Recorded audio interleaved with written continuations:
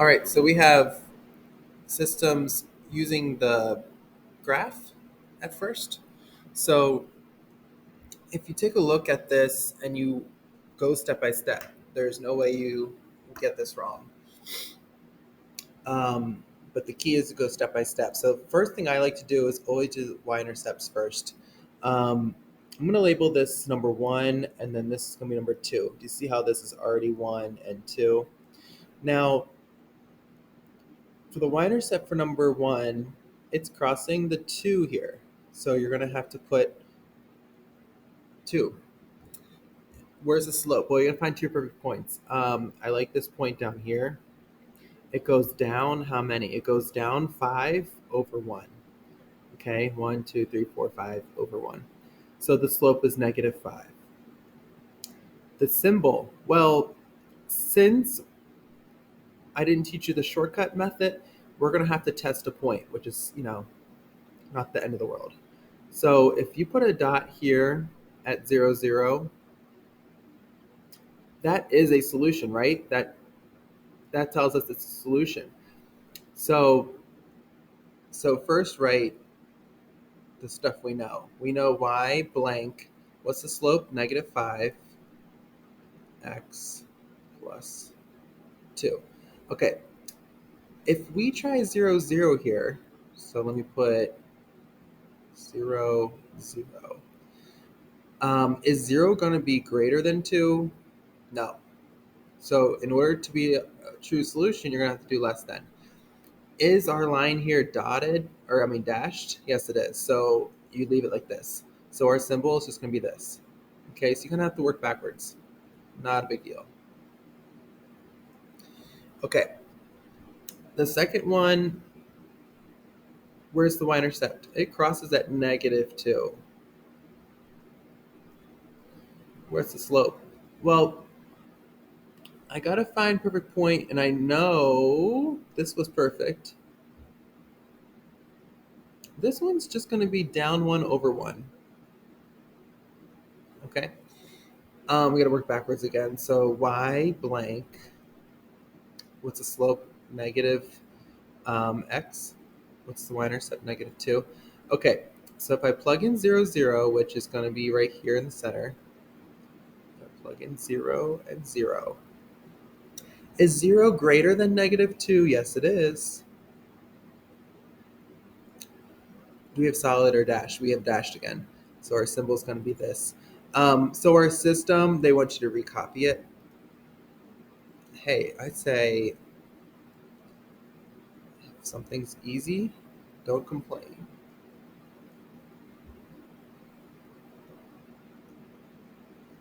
The only way to get this wrong is if you copy it down incorrectly. Okay, that's it. Let's do number two. Actually, I'm going to have you try number two on your own.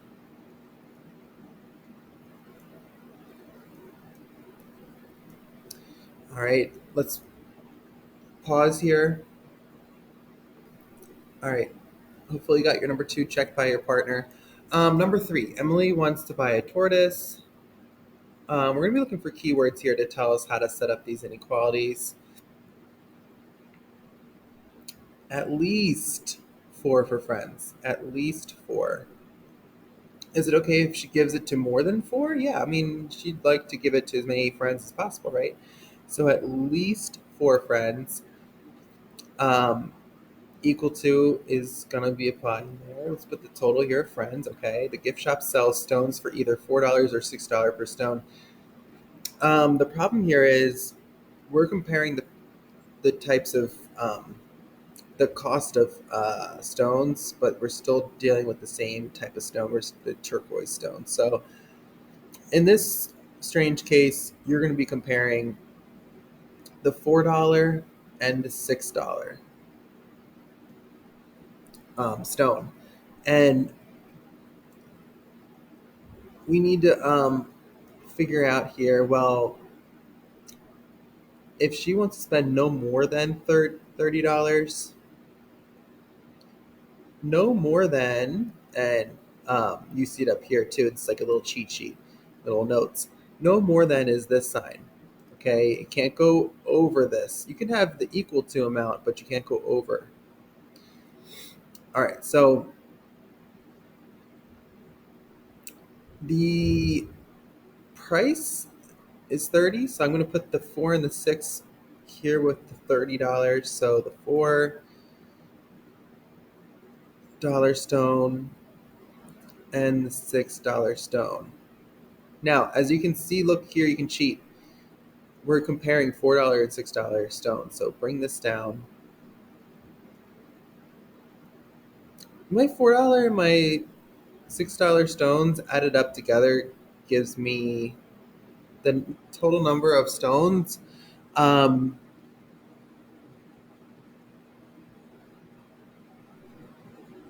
in this case, it's each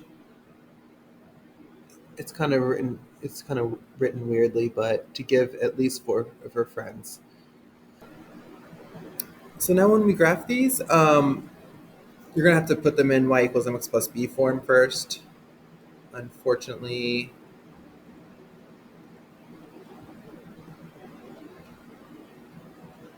okay. Let's do this first one. It's shorter. Let's do this first one up here. F plus s is greater than equal to. Which one is y? Because I'm trying to do y equals mx plus b, right? Which one is y? Well, they're naming the $6 stones y. So the $6 stones is s. I'm gonna get this rewritten for you. S is $6 stones greater than f x plus b. Okay, so subtract f on both sides. We now have s greater than equal to negative f plus 4. We all have to start at 4. Oops.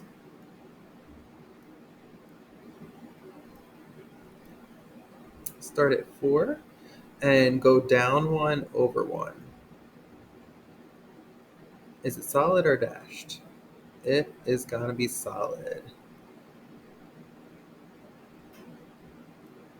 All right, so that is graph number 1. Make sure to label it. Okay, graph number 2.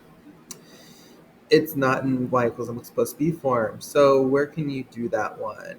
Um, let's do it right here. So again, remember, $6 stones are going to be y. So this is y. This is x. So I'm going to subtract 4f on both sides.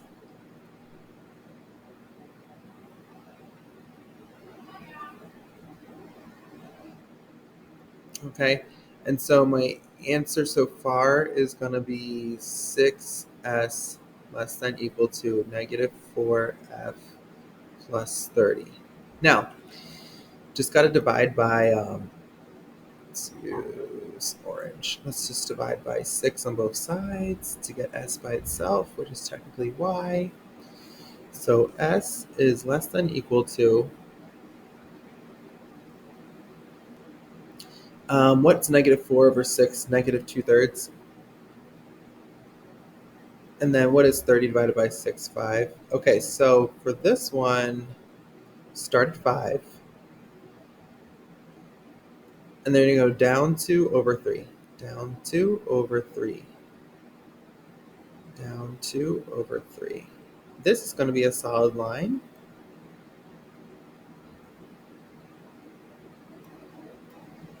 And you're going to have to make this number 2. So then the last thing is shading. If I plug a 0 in for here and here, remember 0, 0 is going to be in this spot right there. So is 0 greater than equal to 4? No, 0, no. So you're going to write no, not true. If it's not true for graph 1, this is graph 1. If it's not true, then you're going to shade away from it. So let me shade with the lightest color plus. Let's do green. Let's do 1 is green for now.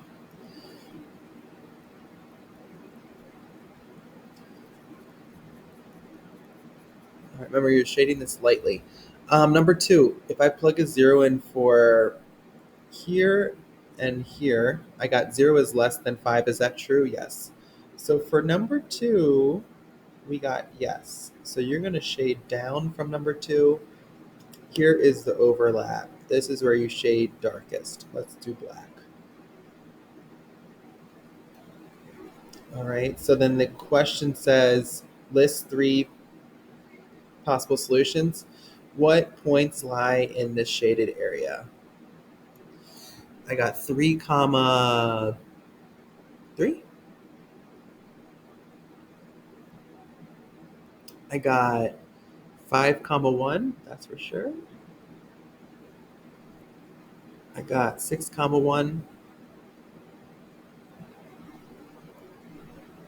That's it for this one. Um, Go ahead and keep working on the practice. You got this.